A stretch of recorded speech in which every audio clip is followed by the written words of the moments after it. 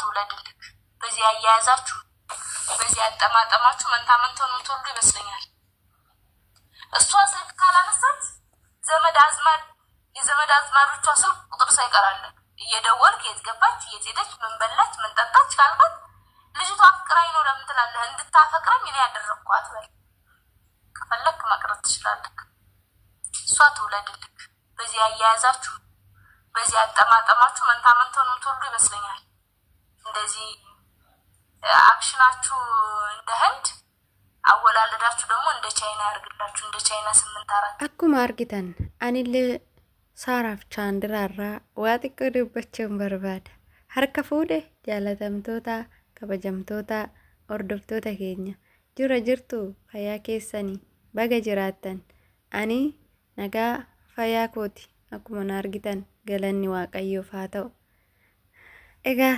aadde Sumayyaa teenya akkanumatti oduma laaltu oduma gubattu oduma nulle ijji nu dhiige sillee ijji si dhiige nuuyyuu kan isaan jala deebne burjaa jirtu ati mooyuu yoom fuudhinna yoomin fuudhu laata yoom fuudha laata bor fuudhinna iftaa fuudhinna nikaa yoom godhatu osuma jettu barri ture bubbule jechuudha nuti samma naqqaanee jirra isinirratti barree jirra jechuudha nuti isinirratti barree jirra isiniin jechuu barbaade tanani asumarraani akkasitti nu hin gowwoomsinaayi nutis baranneerra hanga keessanillee bara bilxoomuu baannu gamna ta'uu baannu gimmaasha keessan yookaan maal jedhama afaan oromootiin maal jedhama ruubini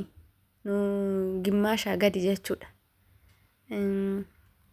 akkasiidha qixxee keessan yoo barachuu baanne isini xiqqoo walakkaa keessan barannee isin raayii jechuudha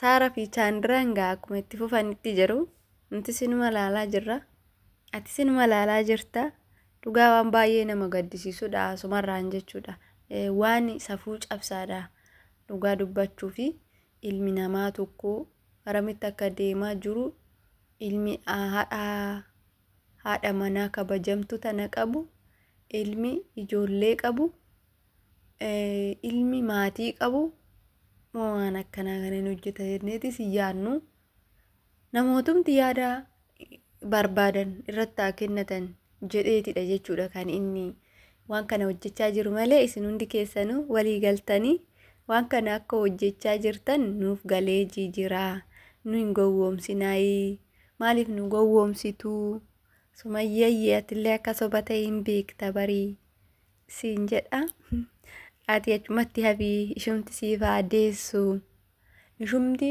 maatii gaarii mantaa yookiin lakkuu isa jedhamu sana siif adeessu akka warra hindiiti fiilmii hindiitu hojjechaa jirtu jechaanii jirta Uma jechuudha hoo fuudhu barbaade haa fuudhu yoo hin fuunes immoo akkanumatti hojjetanii rakkoo hin qabu dhiisi obboleetti teenya cimtuudhaati ijoollee kee guddifadhu siin jedha dhugaan isiniin jedha Sumayyaanii akkuma beektanii biheerin ishii Oromoo miti jechuudha Oromoo miti garuu immoo astasasabiin ishii guddaadha odoo intala Oromoo tokko taate gadi baatee inni abbaa taarto jetti jechuudha ishiin garuu waan haasoftu hunduma tasgabbooftee seeran haala gaariidhaan haasofti osoo Oromoo keenyatii dhugaan isiniin jedha qaata gadi baatee nanii ka jetti jechuudha naahiiku qabeenya daa'ima kootiif isaa qoodu addaan qoonne nanii kaanillee jaarsa biraan heeruma jetti jechuudha osoo keenya taate garuu cimtuudha bilxiidha jechuudha bilxiidha gamna sinii galee akkuma gara laafummaas qabnu xiqqoo ishee muddamuu qabna nuti jechuudha ijoolleen Oromoo in muddamna in jarjarra inaaffaa keessa seenne waan hin taane keessatti buuna jechuudha kara bultii keenya diiguu kara daa'ima keenya bittinneessutti deemna jechuudha abbaan manaa yoo gadi bahe. Kanaafuu ishiin nama gamna, nama waa xiinxalee laalu, nama waa xiinxalee yaadudha jechuudha. Dhugaa miidiyaa kana luka tokkoon dhaaba osoo nama biraa ta'e. Garuu ishiin tasgabbooftee teessee istuudiyoo ishii keessa luka walirra naqattee akkasitti teessee haasoftee waan namsee qabu waan lubbuu qabu jechuudha. Haasofti yoo haasoftullee haasa ishii keessatti dogoggorri takka hin jiru jechuudha. Dogoggorumti uumamuyyuu hin jiru jechuudha haasaa ishii keessatti. Baay'ee haasofti. Xiqqoo haasofti.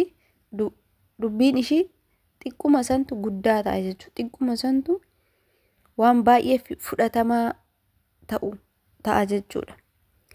Kanaafuu Sumayyaa irraa maal barattu? Wanni isiniin jedha sumarraani shamarran keenya warri masaanuun barbaannu abbaan manaa keenya akka nurratti fuudhuun barbaannu warri jettanii akka Sumayyaa irraa baradhaa isiniin jenna. Warri shariyaan osoo shariyaan eeyyamuu shariyaadhaan hin bulle jechuudha. Warri shariyaa keessa hin jirre rakkoo hin qabu, mormachuu hin danda'a. Akkasiin isiniin jedha. Dhugaahi ishiirraa baradhaa warri jaarsi kiyya narratti fuudhu, jaarsi kiyya iddoo biraa hin deemu. Anis isa malee hin beeku inni na malee deemnan himma jedhanii jechuudha. Ijoolleen lafa dhiitaa waan jiraniif waan jirruuf hundumti keenya hin jaalannu. Kanaaf ishiirraa baradhaa akkamitti akka haasaan gadi bahanii dhugaa guyyuma tokko ishii arraba badaa dubbatu nan dhaggeeffadha viidiyoo ishii. Guyyuma tokko ishii arraba badaa dubbatu ishii ayyuudhaan arraba badaa jedhuun ishii immoo abbaa manaa ishii xiqqeessu gonkuma argee hin beeku. Gonkumas viidiyoota amma darban kana erga Sayidoon piraankii godha ofii isaatiif piraankii ta'een booda nan daawwadha. Nan laalaa, ishiis nan laalaa, isas nan laalaa. Garuuti immoo guyyaa tokko abbaan manaa kiyya akkana jettee yookaan immoo ishiin akkasiidha jettee wanni ishiin ayyuu xiqqeessuuf dubbatte tokkos hin jiru jechuudha. Gaafa jalqabaatillee maal jetteeni fuudhii mucayyoo tanaas ofii keetii piraankii goote piraankiidha jette silaa ishiin dhugaa godhatte dirqama nikaa goote fi mucayyoo tana fuudhuu qabdaa fuudhii jetteen jechuudha. Eenyutuyyuu piraankiin piraankiidha fuuti immoo fuudha gaa'ila jechuudha jireenya. Eenyutu akkas jedha? Mee isin gama keessanitti fudhadhaa, Sumayyaa gama keessanitti fudhadhaatoo laalaa warri na dhaggeeffachaa jirtan jechuudha. Gama keessanitti fudhattanii gaafa laaltan akkamii abbaan manaa keessan osoo gadi baheetuma isinirratti fuudhe inni osoo kunoo ishii wajjin akka barbaadetti kaameraa afootti wal hammatanii walitti fiiganii walitti maramanii wal sossobanii kana osoo argitu shamarran zimmi jettu jirti. Ishiin isin dubbachaa jirti garuu waan gaarii dubbachaa jirti. Gorsa kan isaa ta'u ishii dhafes gorsa kan ta'u dubbachaa jirti, seeraan dubbachaa jirti jechuudha. Yeroo tokko immoo aartee miira keessa galtee dubbachuu hin dandeessi isinii galee osuma haasa'u namni ni dogoggora. Namni waa haasa'u tokko hin dogoggora. Namni waa hojjetu tokkos hojii isaa keessatti hin dogoggora jechuudha. Maaliif ishiin nama waan ta'eef yeroo haasoftu keessa miira keessa galtee waan biraa jechuu dandeessi garuu achumatti hafiitii fuudhii shumti siif adeessu mantaa siif adeessu jechaan jechuudha. Kana jechuun ishii dhugaa nama kofalchiisa malee nama naarsu jechumti ishiitu jecha laafaa jecha arrabni takka keessa hin jirre jecha wanni takkittiin keessa osoo hin makamin jecha laafaadhaan dhugaa dubbachuuf jechuudha. Dubartii akkanaa dhiirris baay'ee jaalata. Waan ishii jaalatuufidha. Kana hundumaa kan kaameraatti baasee mul'ise malee meeqatu dhoksaadhaan deemaa jira jechuudha dhiirri. Otoon fuudhanii osoo nikaa hin godhinii fi haadha manaatii irratti hin fuudhus jedhee sobee ishii biratti amanamaa fakkaate karaa biraatiin meeqatuyyuu alatti deema jechuudha. Fireendii baafatee yookaan immoo jaalallee gara biraa baafatee meeqatu deema jechuudha. Inni isaanis hin barbaanne Kanaaf seerumaan fuudhuudhaaf barbaade ayyuu karoorseetuma jechuudha. Erga piraankii godhee isaa karoorsu erga piraankii duraati isaa irratti mari'atu yaa murteessu garuu moonni fuudhumaafi jechuudha. Akkanatti fakkaatutti akkasii tariitii immoo fiilmis fakkaata. Waan baay'ee jechuudha. Garaa keenya kanatti shakkii fidee jira jechuudha. Yaa Rabbi yoon fuudha laata Sa'iidumti kun yoon fuudhe sarguma isaa argine nyaanne dhunne Sumayyaa sargii nu diggiste. Sumayyaa ተዘጋጂ ሰርግ ለመደገስ ማለት ነው። አንዳንድ ሰዎች ማለት ነው የኛ ሀገር ሴቶች ደግሶት የሚያገቡ አሉ ባላቸው ማለት ነው። የአንደኛ ሚስት ማለት ነው ሁለተኛ ሚስት ሲያገባ ባልየዋ ትደግሳለች እና እንደ እናቱ ነው ማለት ነው። እንደ እናቱ ደግሳ ቀለበት አርጋ አርግታላት ሁሉም ነገር ገዝታ አዘጋጅታ ሰርግ ትደግሳለች ማለት ነው። አንቺም እንደዛ ሆኜ በቃ ዝግጁ አርጊ እና እነሱ እንትናችሁ ሲጨርሱ አንቺ ደግሞ ተዘጋጂ ልሻለው ሀገ ኢሳን ተባ ኢሳኒ ቁፋኒት ጫውታው እንደቀጠለ ነው ግን እንዳያልቅ ብዬ ነው።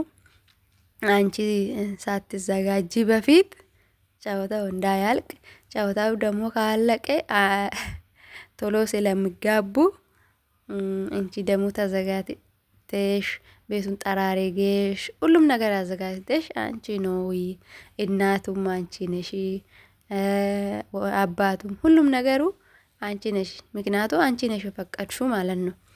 akkasiin siin jedha kinoo akka beeknutti Sumayyaatti himneerra Sumayyaan afaan Oromoo siin dhageessi jechuudha waan hundumaa hin beekti.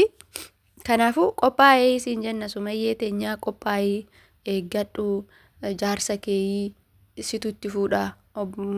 Haadholiin keenya biyya keenya keessatti gaafa arginu abbaa manaa isaanii haadha manaa jalqabaa gaafa ta'an itti fuudhu jechuudha.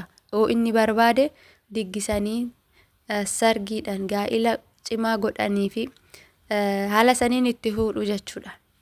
Atis akkasitti qophaa'eetu jaartii hangafaa waan taateef jaartii lammaffaa jaartii tokkoffaatu namatti fuudha waan ta'eef haala saniin tasgabbaa'ee itti fuutaa sargiin laatta giiftii keenyaa siin jedha. Akkasi kaanullee sargi nyaachuuf qophiirra jirra garuu guyyaa kam akka ta'e waliin galuu didee meeyati guyyuma sargiin kun ta'u guyyuma maatiin ishee silaa heeyyameera Sa'iidoo maal akka eegunaaf galuu didee malee maatiin heeyyameera obboleessillee kan dura didee tokko heeyyameera tokkollee homaa rakkoo hin qabu inni sin heeyyamaa erga maatiin kennetti rakkoo hin qabu birrii 600 sanirratti illee dabali yoo siin jedhan dabali bakka dabaliituma akkasumatti kenni siin jenna. Akkasumatti kennii fuudhii siin jennuun immoo isuma jala deebnee isinirraa maal akka barachuu hennu ilaallaan gammaatti nuuf galuullee baatu xiqqoo nuuf galaa jira jechuudha. Shamarri biyya Arabaa takka shamarri biyya Arabaatti jiranii kan daawwatan hedduu jira. Jireenya ofii kara fuulduraa akkamitti akka gaggeeffatan kan keessatti of laalan kan biyya keessa jiru hunduu biyya teenyee laalaa jira argaa jirra jechuudha viidiyoo kee. Kanaafuu waanuma cimaa nu barsiisa jennee abdii qabna. Hordoftoonni kiyyaa keenya immoo laayikii sheerii gochuudhaan nus nu jajjabeessaa isiniin jenna. Manni kun mana keessanii egaa ammaaf haa ta'u warrootuma feemasii kana jala deddeemnullee booddarra gaafa gaallee biyya keenyatti